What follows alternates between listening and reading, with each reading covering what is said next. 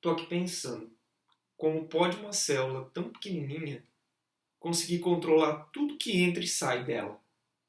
E aí, gente, como vocês estão? Hoje eu quero falar com vocês a respeito de membrana plasmática. Algo muito importante para a constituição celular, porque todas as células precisam ter como estrutura básica a membrana plasmática, que é aquela zona que vai fazer com que haja uma delimitação entre o conteúdo interno celular e o conteúdo ou meio externo da célula. A constituição da membrana plasmática é dada pela presença de fosfolipídios, de proteínas, de carboidratos e até outras substâncias que podem se entrosar ali e formar a estrutura. O que é importante ressaltar aqui é que a composição fosfolipídica da membrana plasmática vai conferir a ela duas regiões. Uma região hidrofílica, que é aquela região onde nós encontraremos o fósforo, e uma região hidrofóbica, que é a região onde nós encontraremos o lipídio propriamente dito. Assim, a região hidrofílica ela vai apresentar afinidade com a água, e a região hidrofóbica vai apresentar não afinidade com a água. E essa característica de comportamento torna a membrana uma região muito importante de controle daquilo que entra e daquilo que sai. Então, basicamente, ao olharmos para a estrutura membranosa, para a estrutura de membrana plasmática, nós veremos que ela é como se fosse uma película lipídica em torno da célula, circundando a célula. E é importante ressaltar que esta película que vai envolver a célula, ela tem uma característica de proximidade e de seletividade com as substâncias, justamente porque há uma movimentação entre os componentes fosfolipídicos dela. Então eles estão toda hora se movimentando, eles estão trocando de lugar. Esse comportamento leva a uma outra forma como a membrana plasmática é conhecida. Inclusive, alguns pesquisadores a chamam de mosaico fluido. Por quê? Os fosfolipídios estarão em movimento nessa estrutura, em movimento de translação, em movimento de rotação. Então, eles estarão trocando de lugar a todo momento, conferindo a seletividade. Uma outra coisa bacana que nós temos que lembrar também é que a membrana plasmática é formada por uma bicamada fosfolipídica, ou seja, as zonas de fósforo ficam marginalizadas. Nós encontraremos tanto na região interna, intracelular, quanto na região extracelular. E no meiozinho da membrana, nós encontraremos a parte lipídica. Por isso, bicamada lipídica. Pela membrana plasmática acontecem também o que nós chamamos ou nominamos de movimento de substâncias, que nós podemos basicamente dividir em dois: movimentos ou ações que não envolvam gasto energético, transporte passivo, como também aqueles movimentos que envolvam gasto energético, o movimento ativo. Ou seja, no movimento ativo, eu tenho gasto de ATP para que esse movimento aconteça. Um terceiro fator não seria o movimento em si, seria a forma como a célula engloba ou reage quando está em contato com outra substância, por exemplo. A célula pode fazer fagocitose, tá? Ou endocitose. Isso significa que ela pode se expandir e é a membrana plasmática quem faz isso. Bom, nos transportes, de forma geral, nós encontraremos proteínas associadas a eles. E essas proteínas, elas podem ser proteínas que vão funcionar como canais exclusivos e específicos para o transporte de substância, para a passagem de substância.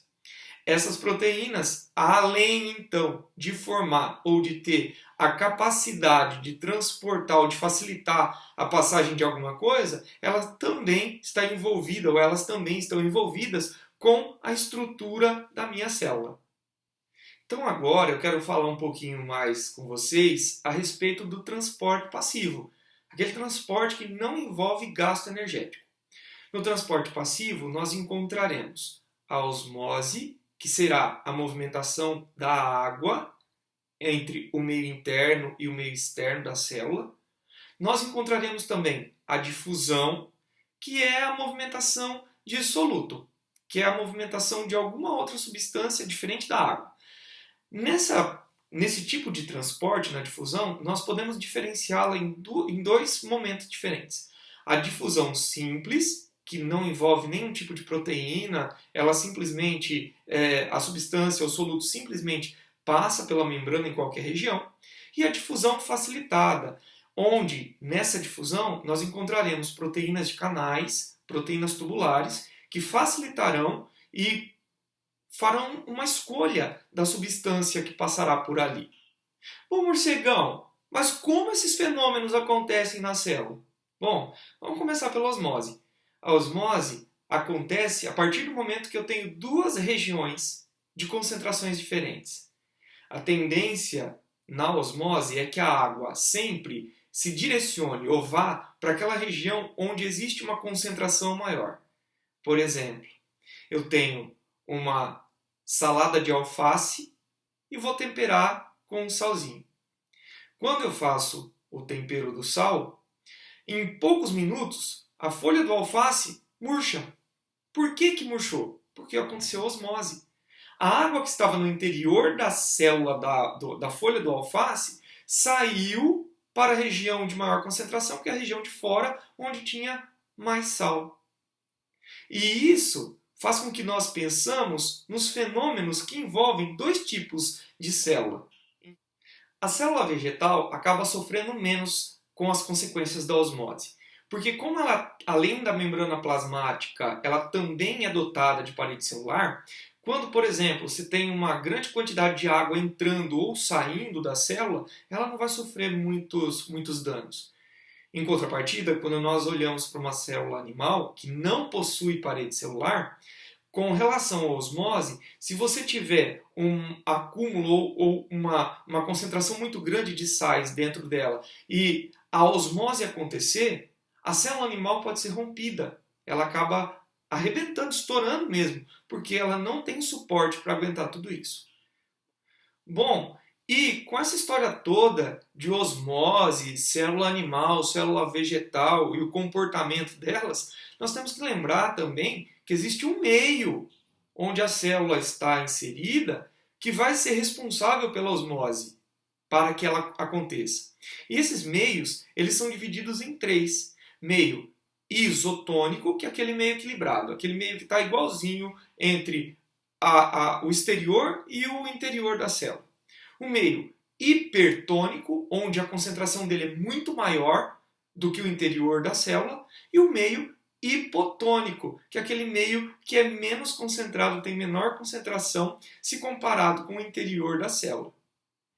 Em relação aos transportes passivos do tipo difusão, nós temos a difusão simples, onde vai acontecer com gases, por exemplo, oxigênio, gás carbônico, algumas substâncias lipídicas, por conta da similaridade que elas possuem com a membrana plasmática, vai acontecer. Super simples. A difusão facilitada já pode acontecer e está relacionada mais, por exemplo, com o transporte de glicose. A glicose, como nós precisamos colocá-la no nosso interior celular com uma maior rapidez, utiliza os canais os canais proteicos para que isso aconteça, para que ela consiga passar do meio externo para o meio interno. Agora, em se tratando de transporte ativo com gasto de energia, não podemos esquecer da bomba de sódio e potássio.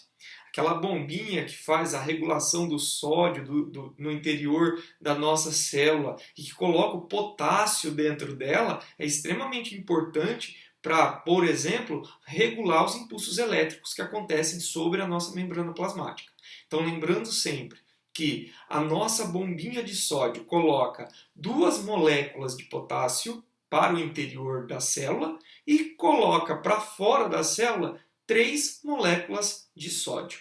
E isso é extremamente importante, porque faz a regulação do conteúdo de sais minerais e do funcionamento da nossa célula. Uma outra estrutura que nós encontraremos sobre a membrana plasmática são os glicocálices, formados por carboidratos, com função de reconhecimento químico.